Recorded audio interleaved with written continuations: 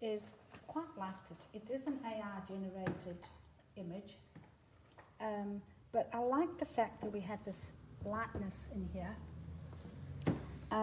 The holly is incidental, but it was a good subject for masking fluid. And there's a few of us in the class who've not really done the masking fluid.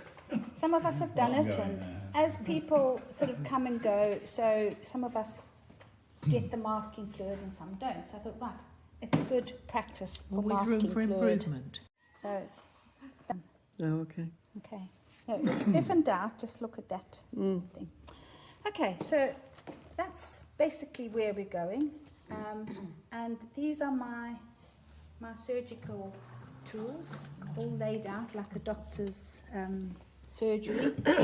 Some of them I like, some of them I hate, and some of them I don't use. I like my mapping pen, so we'll keep with that last. What we're going to do today is we're going to have a play with the different implements, because I've seen people and they swear by using the colour shaper.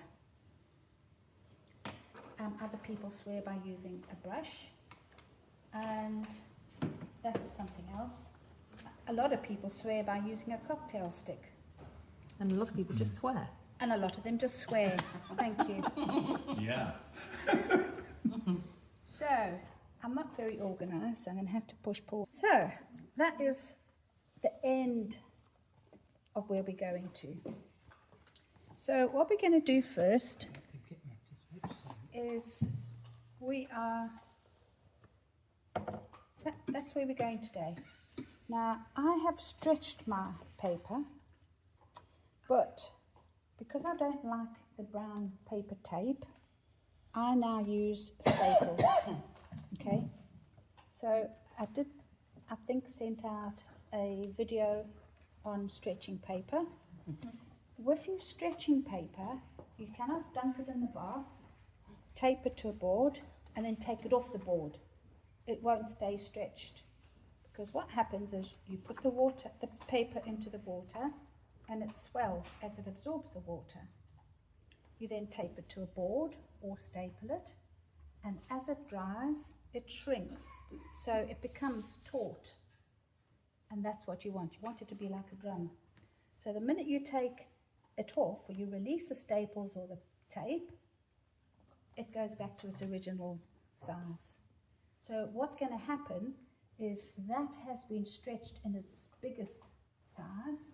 So when I re-wet it, it's going to stretch again, but it won't walk because it's already stretched and it's secured. That's the theory behind it. So, idea being, and I'm going to, I have drawn in a whole lot of hollies and berries, and all will be made clear. You do not have to have holly. You could go and collect some leaves from outside and put some leaves in. My idea being that most of my foreground is taken up. I haven't put anything in there because I'm going to paint it in later. So there's an awful lot of techniques in this. It's a masterpiece. Okay, so we're seeing it as a masterpiece. Last week was really simple with the trees. This week's a masterpiece. I decided, because there was a spider in there, that we were going to have spiders. So I drew some spiders. That was just a start. And I quite enjoy just drawing the spiders in different angles. So that one is basically that one, and I just turned my book round so that he was facing down. So, using our masking fluid, we are going to mask in our web. Now, that is a very, very perfect web. If you look at some of the photos that are sent out, some of the webs are really intricate and irregular and quite interesting. So, I could play with my masking fluid on here, scrap piece of paper, but I've decided that I'm actually going to play on my web to show you the differences. So basically, the differences, that's a mapping pen. Okay, so that's my preferred implement, and I know that I can get thick, thin, and I can really do whatever I like with the mapping pen. That I used a brush, so I'll show you. That was a toothpick. Hi Val. This was a ruler, which I'll show you. That was the card. That's a palette knife. This was my fancy brush. That's a color shaper. And that was string. So the string works quite well, but there's a bit of preparation in the string. So that's where we're going to. There is one more thing that I am going to show you, and that's masking tape. So without any further ado, I have put on some basic holly shapes and holly and my spider. And just because I was doing it, I have also masked out the top edges of my holly. So if you look at the image, the top edges are catching that light. So I have just masked them out so that they stay in light. Okay, so the idea being that once this is masked out, we are going to put a wash over the whole thing, which is why we need it to be stretched. So we are going to pour the paint on. So, okay, so it has to be done in a specific way because we don't want it to go green unless we want it to go green. We don't want it to go orange unless we want it to. So we have to think about how we're actually pouring the paint on, and then we're going to move it around and basically get our background in. Okay, so that's why we need to mask out our spider's web first. So we're seeing this as a bit of a play with masking fluid, as well as there's no tracing.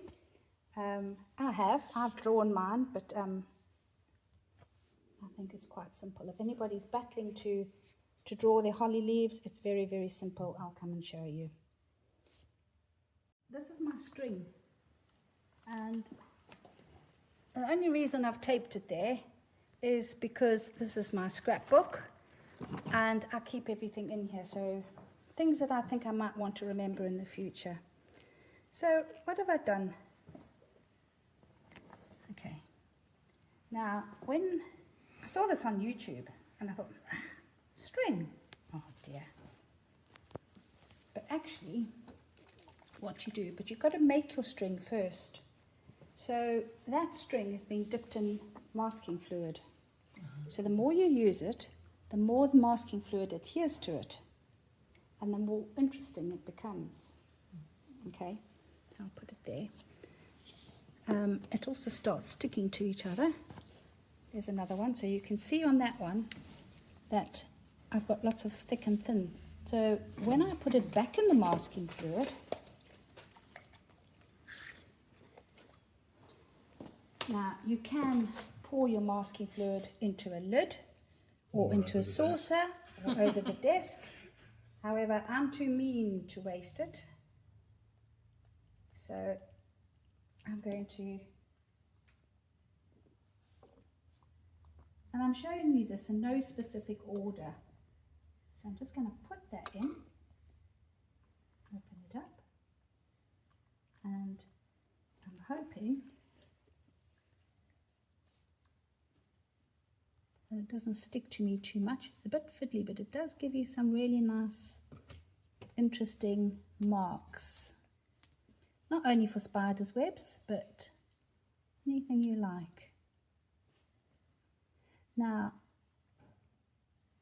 okay, so if I was to leave that on, and if I put it on top of masking fluid, so if I had to put it on top of this masking fluid, I will do that, it actually lifts the masking fluid off when it's dry. So what I have discovered is to use it, put it on, and take it off before it dries. But look at that nice irregular pattern that it gives. Okay, so I could dip it back in and I would get some nice interesting shapes in my cobweb. Okay, so moving on. We can use a good old-fashioned garden stick by dipping it in. Now, look, I can get thick and thin marks simply by altering the angle and the pressure, but I don't really want those fat marks in my cobweb. However, it would work for maybe something else. So quite a good implement to have. If you didn't clean that off, then you would build up a residue on the end of it and your shape would constantly change. We can also use a piece of card. This is a piece of watercolor paper, but it's not 300 gram, it's thicker. And you can get some quite nice. I'm going to have to rub some of these thick ones off, but I'm using it to show you. So you see how I can get some quite, I'm trying to decide because I want this cobweb to go over some of my berries and my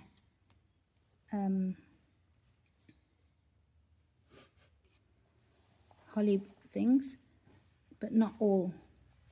So I get quite a nice broken edge that I can manipulate quite nicely. Okay, That's really good though. that's quite good. Okay, I can also, and I'm going to just do it up here, get quite a nice mark if I wanted to in another situation and cover by using, just by dragging it. I've done it up there because I don't want that on my cobweb. Okay, that would work, you know, any cardboard that just happens to be a piece of this paper.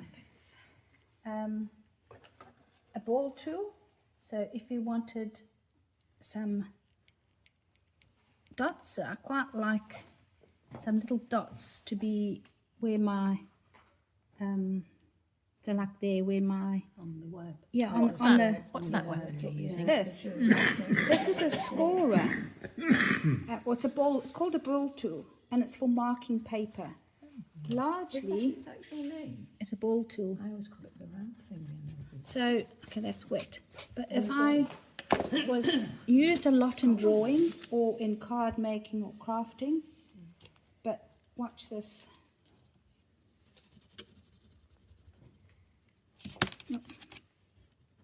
What's Wait. that you're using? Is that pencil? It's a pencil. Of course, I probably haven't used the right pencil because it's wet. Wait, let me do it again. There we are. You should be able to, Looks like a brass rubber. you should be able to get a line. You see the line developing, so it's quite nice for doing buildings and things. Okay, so that's the ball tool. Another, You can get them from Implement. the range for about 150 a pack of two. Can you? Yeah. they come in different I've got sizes. some. Yeah. Yeah, different sizes. Like when you're doing cards, if you score down the middle, it gives you that nice fold. Yeah. It's got a lot of use. Anybody recognise it? Quill. Porcupine quill. Okay, something else for. Now you can either use it on its side. Okay, bit like the Quick trip to South Africa to collect one. yeah. Yes. Oh, you can scratch it in. You see, I don't like all these things because I don't think they'll work properly anyway. Okay, so porcupine, anything with a sharp edge, compass, a pin, a cocktail stick, a feather, which has disappeared, my cocktail stick. Where's my cocktail stick gone? It was there a minute was. ago. It's gone. You showed it, didn't you? Did you show it to us? Yeah, but I didn't use it. Oh, there it is. There Okay. it is. It's Same thing. It's wood, so it does tend to absorb a bit more. So you get those nice irregular marks. Sometimes you know, you can't really control the thick and thinness of it. Palette knife, same thing. Hold the bottle and you can get some nice sharp marks. Do we want them all to be straight? Okay, similar to the card. Rubber shaper that everybody loves. Now the only time I would use a rubber shaper is if I wanted to fill an area in quickly. Because you see how I can quite quickly fill it. Now the problem with filling an area quickly is if you put too little masking fluid on, it's not going to come off because it's not thick enough to form a seal, so it doesn't come off the paper. So sometimes when you battle to get your masking fluid off, it's because it wasn't on thick enough to start with. So if you find you're battling, if it's not coming off, put another layer on the top and leave it to dry, and then take it off, because the top layer will take the bottom layer off. Okay. This is my small brush like this. I have a bigger one as well. It's a brush I created, and I'm not going to create another one. Basically took a round brush and stabbed, put it in the masking fluid, flicked it open until it was happy, put it back in the masking fluid. When the masking fluid was dry, did it again until I was happy. So that is the effect. Okay, gives you a nice squiggle. Again, it's really not much good, I don't think, for this, but it does have its uses. It's not coming off at all. There we are. Okay, so a lot better where you can actually do things like that with it. Trees or something. Okay, so a nice, and the nicest thing is I don't have to wash it because I'll just leave it like that to dry. The messy part is a brush, which I don't particularly like, but I'll show it to you anyway. So I have a piece of soap.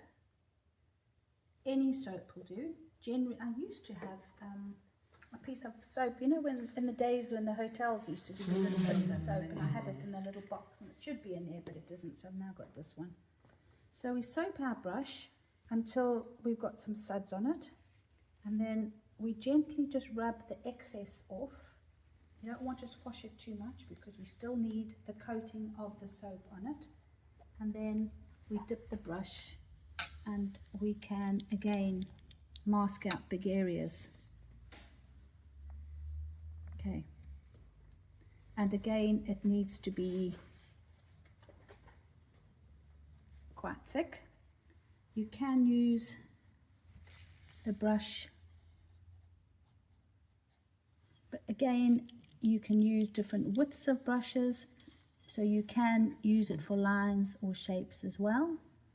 However, I don't like to damage my brush. That is just an old one. If you soap it and you soap it well enough, you will damage a brush over time, but if it's just the occasional wash it, then when you finish, go and wash it in hot water, you'll be fine. It has its uses in covering large areas quickly. Right, just remember large areas. And then, that is just another, there was something else I was going to show you, the ruler. So, now this, if you soap the ruler, like this, if you put soap on it, the masking fluid is supposed to make a straight edge without bubbling. However, there's another one of these gimmicks that I'm not sure that it actually works, but I'll try. Okay, so I have put some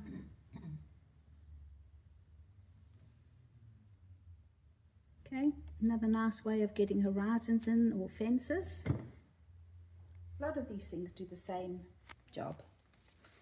So anything straight will do the job. Wash that. Don't leave it. Don't think, oh, I'm not going to wash it right now, because if you leave it, when you come back, it'll all be gungy and too late. I will also not use that water to paint with because it's got masking fluid in it, basically. Right, so my go-to tool, which I've left till last, and there are any number of these around. This is my oldest one and my favourite. I've got about another 6 at home, and none of them are as nice as this one. It's all down to that point, the end. So if we turn that wheel so that that point is hardly even open, I can hold my breath. I can get a very fine line. And there's no other implement that I can use that I'm guaranteed of a fine line, which is why have a play with those, know what they do, but this is my favorite tool. Okay. Keep that end clean because after 1 or 2 dips, it's going to start drying in the in between. When you dip it in, do not dip it in so far that the masking fluid goes into that wheel, because it's very, very difficult to get it out and it stops that wheel working. So I can also fill in larger areas, or I can get a fat line if I so wish, and I can widen that. I've actually got masking fluid in here because I've got a bit gang ho. Okay, so I'm going to rub those out because they're not.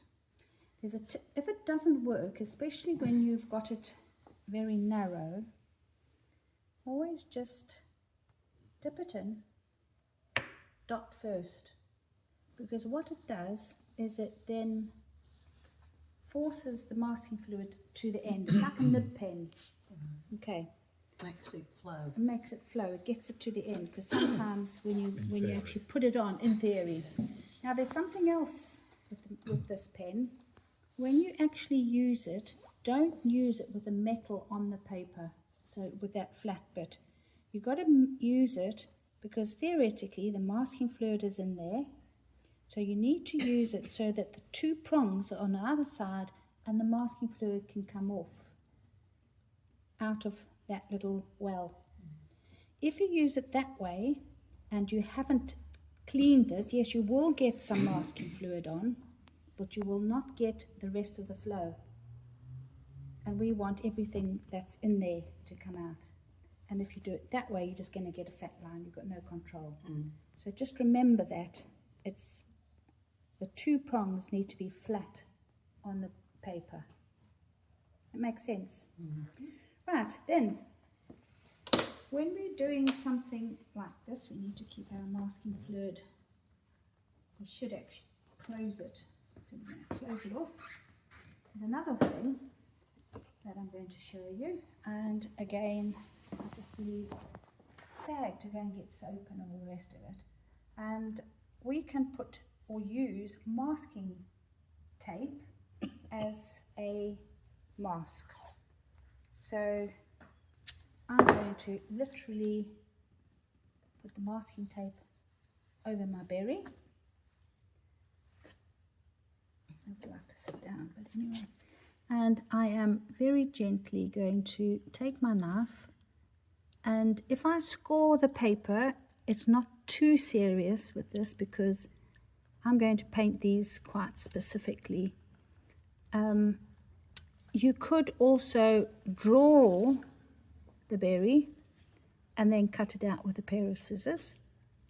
However, then you're fiddling with masking tape and fingers.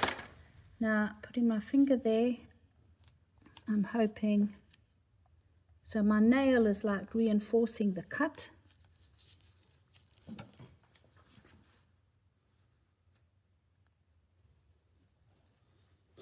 And